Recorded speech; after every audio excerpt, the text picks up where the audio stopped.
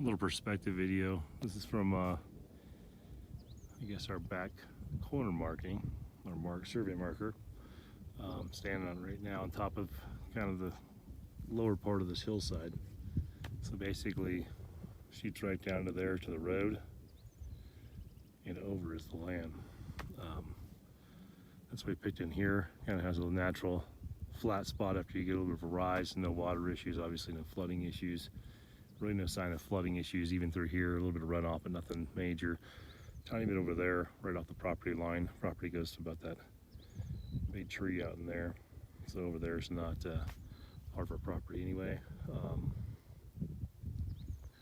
Closest neighbors back here. Little hut, little shed back there, water container on top. I don't know if he has a well or catchment back there, but haven't seen anything from him or heard anything. Next one's over there. One way back over in there. A couple on the top of there. A couple over there. Nothing directly behind here. Property goes across to about mid between those bushes, so we don't own the top of that little peak, but we own right between there. And on the other side of that, there should be a marker. We have not discovered that one yet, but there's a lot of rain runoff over there, so I have a pretty good feeling that's gone. So this part is pretty much, at this point in time, Mars. All these rocks and stuff, it's pretty useless. I actually didn't hike all the way over there. I hiked there to look at the property, hiked there, hiked over here. Never actually came up to this peak for whatever reason. We didn't really know that we were going to grab this piece of land. We were looking at several that day. Weird layout here. A lot of lava, or volcanic rock, I guess you can call that. I'm not real savvy on all the rocks. I have to catch up on that, but a lot of pretty rough pieces of rock around here. Like I said, this whole little area from here all the way through the middle of this is just nothing but dirt and rock. No plants, no nothing, other than a couple of cactus that'll grow everywhere, unfortunately. But yeah, this is kind of useless at this point in time. No trees, no nothing, so not a big deal. Like I said, we have about 40 acres, so I'm not concerned with using every square inch of it. I want to leave some of it natural. I'd love to have this have some more trees, but you got to pay for trees if you looked at land. Trees cost money. That's what we're developing. You see the tractor over there, the little piece of equipment. Kind of that little tree area. There's a space in between that's probably a good 100 by 100 foot. That doesn't have much, if any, trees. I don't really want to cut down a single tree here with how bleak it is as far as what we have. But yeah, I mean, every property is different. Certain resources you can look for. I'm definitely not the specialist when it comes to that. I don't know, I've never done this before, so it's a new endeavor for me and my boys. But I think you can make anything into anything you want to. Obviously, for homesteading and rural living, I think something with an abundant, raw, natural water source, a spring or flowing water that has, history of continuing to flow and will continue to flow would be a major thing to focus on. Trees are great, especially with wood right now. I mean, had I bought something in like, I don't know, Arkansas or Montana or something like that with trees all over it, I could be milling my own wood right now and building stuff instead of having to pucker with a 2021 crisis of building supplies going 300-400% higher than they should be. So that's a whole other story in that game anyway. Right now our country's pretty much a complete joke as far as it goes financially. Tax you to death and charge you some more and smile about it, and just pick the best liars to run the country, supposedly. So whole other topic. But anyway, so yeah, I mean, if I had picked Montana, Idaho, would have been the first two choices on my book as far as I've been to both those states, and absolutely epic. I came to Arizona because it was cost effective. I figured I can build this homestead out here and off-grid property, and if we like it, we continue. If we don't like the particular area or find value in somewhere else, we could always sell it. We won't lose anything on it. Here's another perspective of the other side of that hill. It's about 7 o'clock in the morning here, so sun's already up.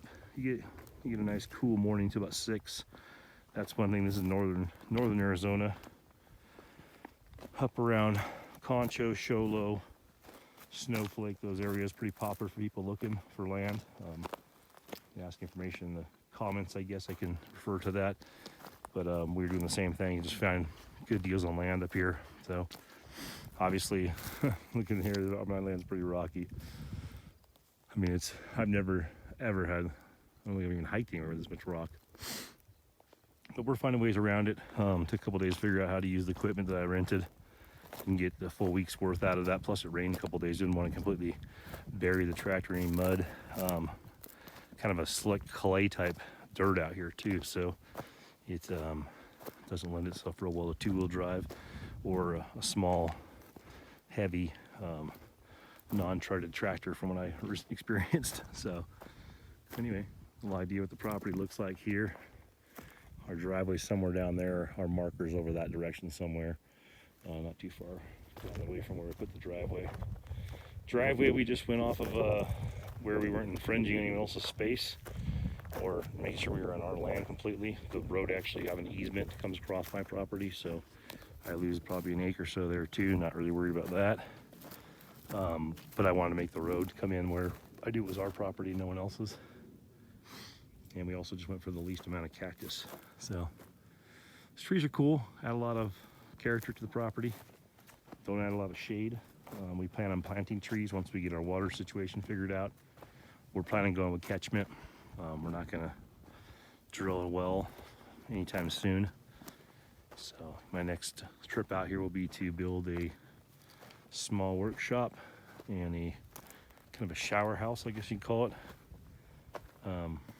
Maybe a generator / shower house, and build a water catchment system. So that'll be kind of the 3 projects for the next visit. Not full-time out here yet. I wish we were. Life costs money, so we got to figure some of those things out. But yeah, if you guys are thinking about buying land, northern Arizona, I mean, it'd be hard to beat the prices that I found. They've gone up. You know, this year's been weird. Housing market, land market. We're originally from Southern California, and I mean, you can buy a piece of dirt with a cactus and a rock on it for any reason priced out there. And with the restrictions they have out there, you'd get taxed to death, and you know, all these idiosyncrasies of just little regulations and restrictions and infringements, and just not even worth even bothering, in my particular opinion. So felt it was time to do something different. Checked out other states. This one just called me, like I said, for the cost. Cost of living is pretty decent out here. Gas is a couple bucks cheaper. Registration on cars, oh my God. Felt like they paid me the other day to transfer my stuff. It was insane. Surprised they didn't give you a prize. Unbelievable. 3 vehicles, cheaper than including my truck, cheaper than I did my truck last year. I mean, a couple $100 cheaper than I did my truck. I got 3 vehicles, a trailer, my truck, and one of our toys, our side-by-side, all registered to Arizona, including street legal plates for the side-by-side for, I mean, a few $100. It was ridiculous. I thought there had to be a problem, but nope, it's just that much cheaper. Up in the northern counties too, smog's not an issue. Inspections, they don't get the safety inspection stuff up here either. The other states get away with. It's only $6-7 in our states, but no safety inspection issues. It's on your own accord to take care of your stuff, which was what it should be, and except registration is just cheap. The plane coming through. We're not that far off the grid, so we're 30 minutes out of town one way, 45 out of another town the other way. So we're definitely a little remote, but not too checked out. As you can see, other people decided to make the same push out here, so we're not the only ones. There's some really nice houses in the area. I mean, there's some shed cabin builds. There's some Connex box cabin, or you know, kind of living builds. There's some like little mini mansions. There's typical track home looking type of builds. You got a little bit of everything out here. So no riffraff. Haven't seen anyone hasn't been pleasant or waving hello and saying what's up, or just seeing no one at all. But we haven't seen anyone. Just no one, no suspects as far as anything that makes you feel uncomfortable. We'll see, we leave a little bit of this stuff behind, how that goes. But yeah, hopefully no one messes with our stuff.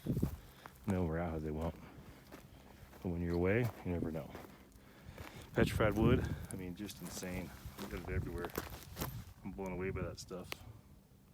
Guess I didn't know a lot about it prior to, but it's just beautiful. And I'm assuming it's an indicator that we had some pretty good sized trees at one time here, because I have trunks of petrified wood out here that are 3-4 times larger than any tree I have on the property. So I guess if it is a million years or plus, things have changed over time.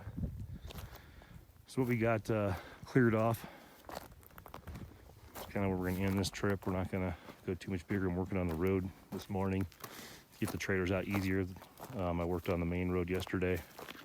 I can't videotape and do it at the same time, I'm not that good, but just a rough cut. It's ugly, I know, but just enough room to get the trailers in here, the trucks in here, some water containers in here we'll work with next time.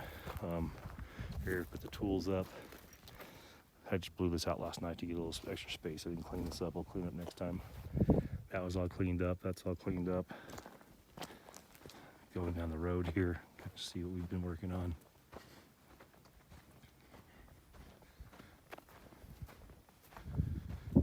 And this property just didn't lend itself to driving in here and setting up shop. You really had to do some actual work to get anything up into this area where we decided to camp, and we'll be building on in the future.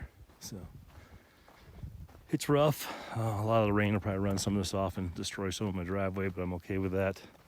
It wasn't completely rock, it just had tons of it. I mean, every single rock you see piled up here is a rock that we didn't bring over to make a beautiful wall. It was a rock that was in the road before we made the wall. So that will obviously allow some more erosion, I know that. We will throw some sort of a gravel or rock down from basically this area here when I build this out as well for trailers and storage, all the way up through around the house. That'll all be kind of gravel, and that'll probably be the last thing I do as far as really changing the landscape. I didn't plan to come in here and disrupt all the natural layout, but that'll be that area will always be kind of the more common area for just bringing stuff in, bringing stuff out. Everything up in there, I think I'm probably not going to clear cut that 100 by 100. I'm probably going to try and maybe clear cut the front section of it, and then on the back just build stuff where it stays. I will remove some cactus, because man, I tell you, we got it in every piece of fiber of our gloves, our boots. I mean, cactus is everywhere. So that's the temporary dwellings. We went fancy on our tents. You don't have to do that, but I mean, you know, you can do it with a little pup tent or even sleep under the stars. But that's what we're doing. Big cabin tent, plenty of room up there. Bought a few things on this trip, generators, a power supply, stuff like that. I'll do reviews on, or I guess first impressions and usage review on pretty soon. I think a lot of people are wondering about that kind of stuff, or maybe you aren't, but no, I was. You know, what generator to buy, what wheelbarrow to buy, what rake to buy. So I don't want to overdo it. There's a lot of videos out there with that stuff, but I guess I like to research my stuff a lot before I make a decision. So a lot of the YouTubers out there help me out with that. I watch what they say and get a couple different directions and go from there. So yeah, there's a few things that I purchased, and I'll go over those in a different video, why and what, whatever, go from there. But yeah, thanks for joining us, guys. Jason, Adventure Ready Life, on the Adventure Ready homestead here. So I'm gonna go work on some roads.